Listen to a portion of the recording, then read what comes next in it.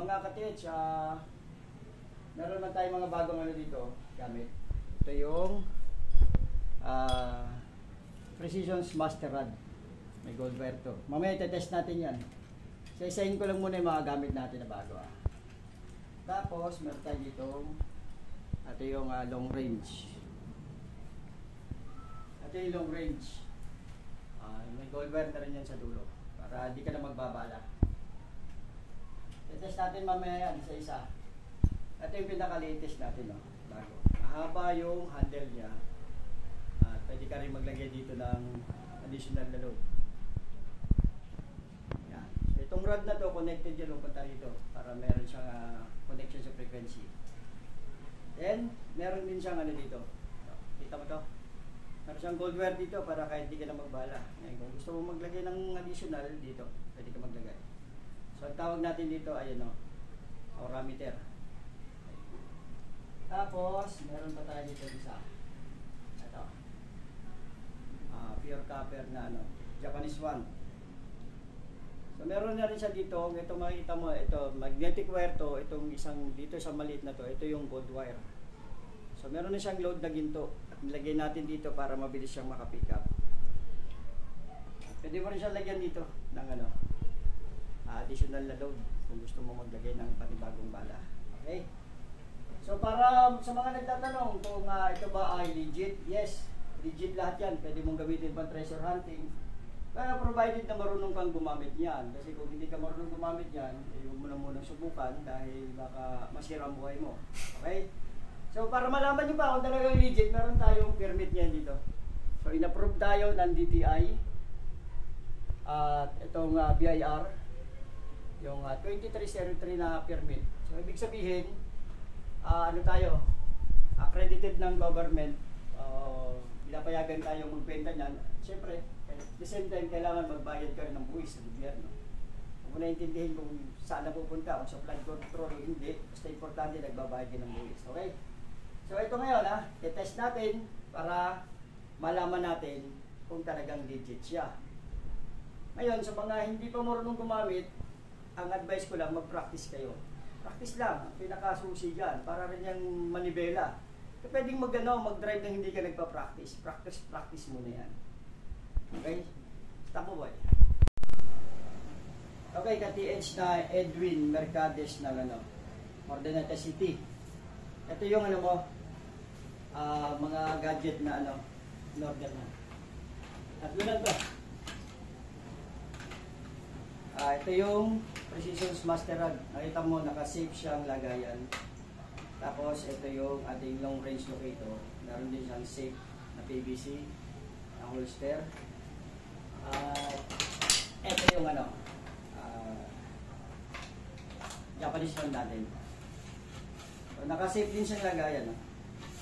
Para hindi kasi ito mabuhay itong mabilis mabalok. Kailangan ilagay mo siya sa safe na lagayan. Kaya ang usapan natin bago ko ipadala sa iyo, ite-test muna natin. Ito siyempre, unahin natin ito Japanese one. Ito lang hawak natin. Tanggal ka muna ng mga metal.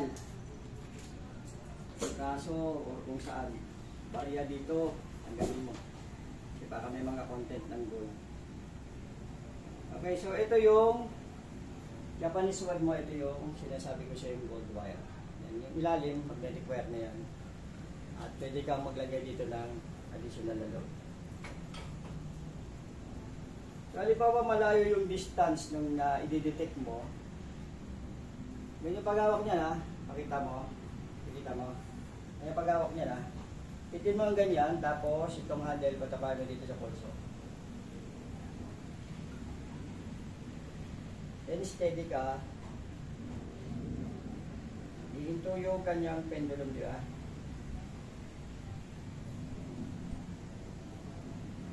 Magkakaroon niya ng tinatawag na frequency reaction.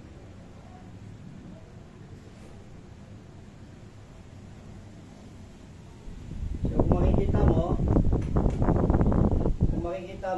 boy, kung makikita mo to, itong pendulum, yung kanyang pitik papunta doon. So, ang style niyan, i-step ka ng isa. Tapos, kaya muli siyang gumalaw. Pagka pumapalo pa rin kung saan papunta, susundan mo lang siya. Okay? Isang step uli. So, yun, no?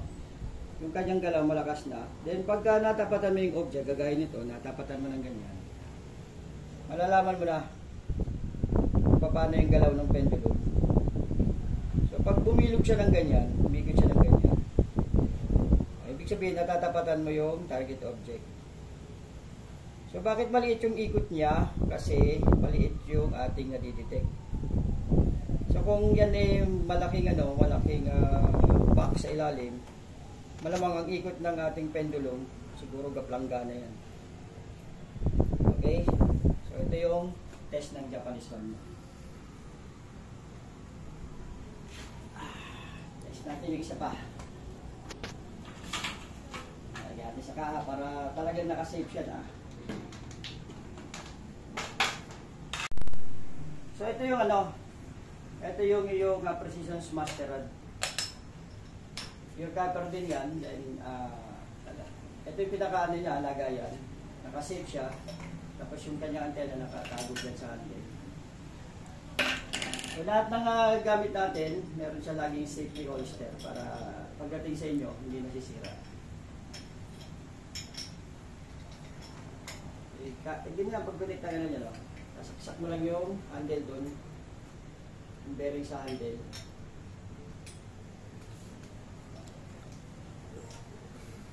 Maglala, sukat na sukat yan kahit wala thread kasi ano yan naka-engineer ang design yan. Okay, ito yung gold wire natin sa dulo. Then test natin, gaya ng sabi mo, test natin. So yan, no? Pwede ka maglagay ulit ng load pala dito, kaya nauubod siya. Pwede ka maglagay ng additional load dito. Makikita mo yung pinakalaman ng chamber. Test natin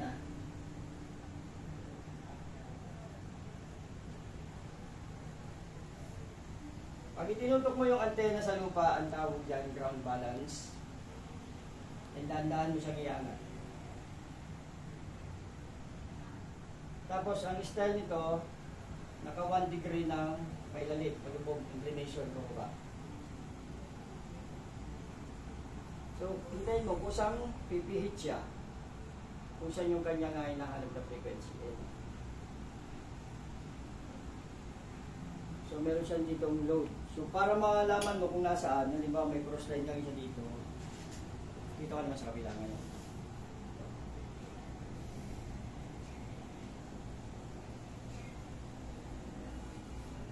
Then, magpo-cross uli yung antena. Pag gumanyang ka na, kaya naturo niya na yan, maglalakad ka dahan-dahan.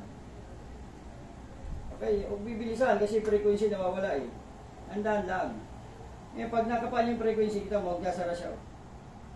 Ayan, kusa siya maglala. Okay, pag lumagpas ka naman yan, frequency na nakukuha niya, kusa siyang bubukas naman. So, pagka bumalik ka uli, babalikan mo. Pag natapatan mo uli yan, sasara uli siya. So, yun yung pagkuha ng target gamit ito. May technique din ka kung paano pagkuha ng lalim gamit itong Precision Master Rod na ito. Yan, ito yung pinaka-last natin na i-demo. Para sa isang tao lang yung apat na unit na yan.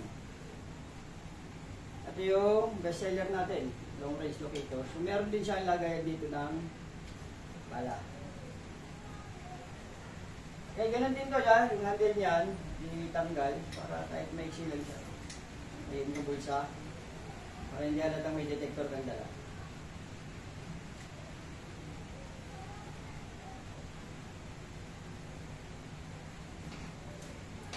Okay, so ground balance ulit. Inangat mo dahan-dahan. Tapos ang style nito, itong handle, ay itong body, dapat babasa ng 1 degree.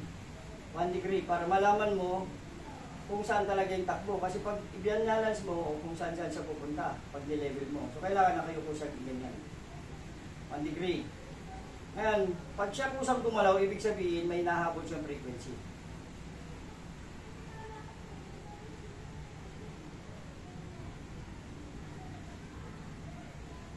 Diba? So nakikita nyo, tinatamaan niya yung nahabol ng frequency.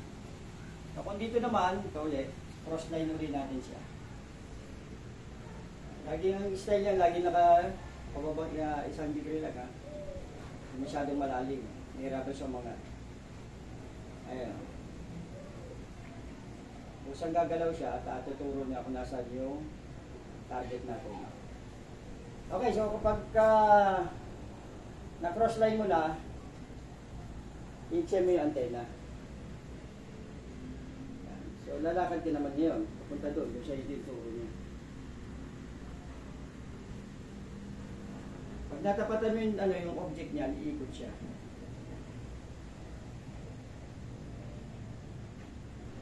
Maliit yung target natin, kaya mahinang ikot. So kung yan yung mga 3 bara o 1 bara, medyo para siyang electric fan sa lumikot. Okay, so yun ang pinaka-test demo natin itong 3. Para kaya na to, pangalan niya. KTH na Edwin Mercades.